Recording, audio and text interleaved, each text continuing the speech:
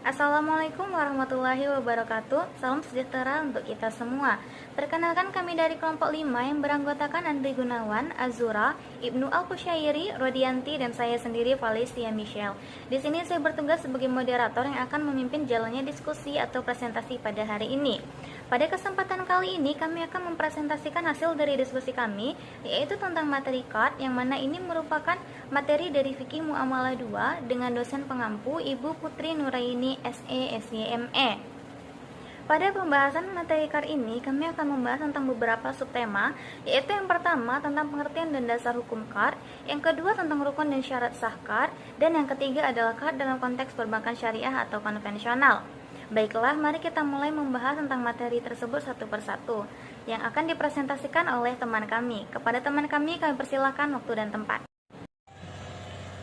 Baiklah, yang A, pengertian dan dasar hukum CAD. Yang pertama, pengertian CAD. CAD dalam arti bahasa berasal dari kata qarada yang sinonimnya qad yang artinya memotong. Memotong CAD didefinisikan oleh Hanafah sebagai berikut. Yang pertama, CAD adalah harta yang diberikan kepada orang lain untuk kemudian dibayar atau dikembalikan. Yang kedua, CAD adalah memberikan harta kepada orang yang memanfaatkan dan kemudian mengembalikan penggantinya.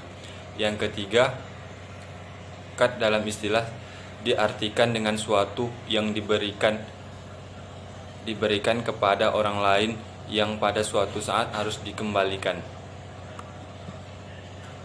Menurut Bank Isnad, CAD adalah pinjaman meminjam dana tanpa imbalan dengan kewajiban pinjaman mengembalikan pokok pinjaman secara sekaligus atau cicilan dalam jangka waktu tertentu. Berdasarkan pengertian di atas, maka dapat disimpulkan bahwa yang dimaksud dengan CAD adalah pinjaman uang atau modal yang diberikan seseorang kepada pihak lain, di mana pinjaman tersebut digunakan untuk usaha atau menjalankan bisnis tertentu. Baiklah, selanjutnya, menurut Lembaga Keuangan Syariah, akad CAD terdiri dari dua macam, yaitu yang pertama, akad CAD yang berdiri sendiri dan hanya bermaksud sebagai tujuan sosial, sesuai dengan apa yang tertera di Fatwa MUI DSN nomor 19 atau DSN MUI 4 tahun 2001 yang menjelaskan bahwa al-qard ada bukan sebagai kalangan transaksi atau sarana untuk mencari keuntungan. Dan yang kedua, akad qard yang terjadi sebagai sarana untuk melengkapi transaksi lain yang bersifat komersial atau termasuk ke dalam akad muawadah untuk mendapat keuntungan. Pihak ketiga hanya dapat menggunakan dana tersebut untuk tujuan komersial seperti pembiayaan pengurusan haji lembaga keuangan syariah, produk peran emas, pengalian utang, dan ajakan piutang. Yang kedua, dasar hukum CAD. Dasar hukum CAD adalah sebagai berikut. Yang pertama, Al-Quran, yang dalilnya dalam surah Al-Baqarah ayat 245 dan 280. Kemudian dilanjuti dengan hadis, ijma, dan fatwa DSN MUI nomor 19 tahun 2001 tentang Al-Qard. B. Rukun dan syarat sah CAD. CAD dapat berlaku dengan sah jika semua pihak yang terlibat memenuhi syarat dan rukunnya. Berikut syarat dan rukun dalam akad CAD. Yang pertama, ijab kabul atau sihat. Ucapan dalam ijab kabul harus dilakukan dengan jelas dan dapat dipahami oleh kedua pihak, sehingga tidak menimbulkan kesalahpahaman. Yang kedua, peminjam atau muqtarid. Pihak peminjam harus seorang yang ahliyah muamalah, yang berarti harus balik, berakal sehat, dan tidak mahjur atau tidak diperkenankan mengatur hartanya sendiri. Ketiga, pemberi pinjaman atau muqrid.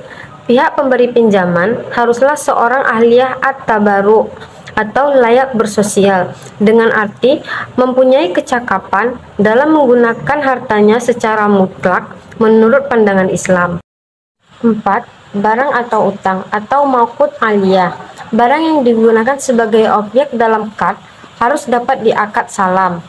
Dengan bisa diakad salam, maka barang tersebut dianggap sah untuk dihutangkan. Dalam perbankan syariah, Akad qard memiliki beberapa syarat sebagai berikut. Yang pertama adalah bank, yaitu pihak yang menyediakan ataupun meminjamkan uang. Yang kedua adalah nasabah, yaitu pihak yang meminjam uang tersebut dari pihak bank. Yang ketiga adalah proyeksi atau gambaran usaha.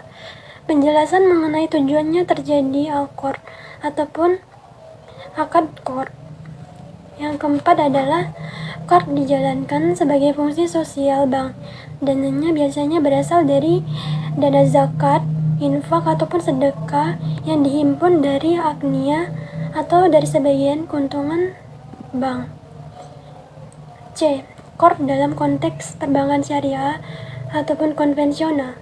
Produk pembiayaan qard merupakan salah satu sisi efisiensi bank syariah dibanding bank konvensional.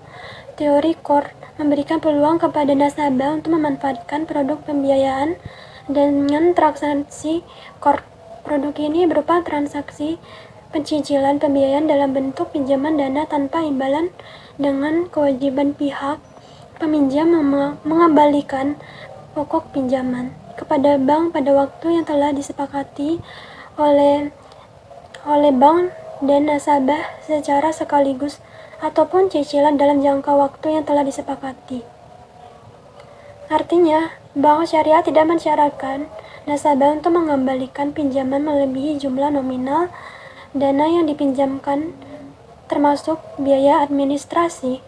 Tentu saja ini sangat meringankan nasabah jika dibandingkan dengan konsep keuangan konvensional yang mana praktiknya menggunakan konsep keuntungan dan bunga, yaitu termasuk ke dalam riba. Itulah tadi presentasi dari kelompok 5. Semoga bisa menambah pengawasan dan pengetahuan dari kita semua. Lebih dan kurang kami mohon maaf. Kami akhiri dengan wabillahi taufiq wal hidayah. Assalamualaikum warahmatullahi wabarakatuh.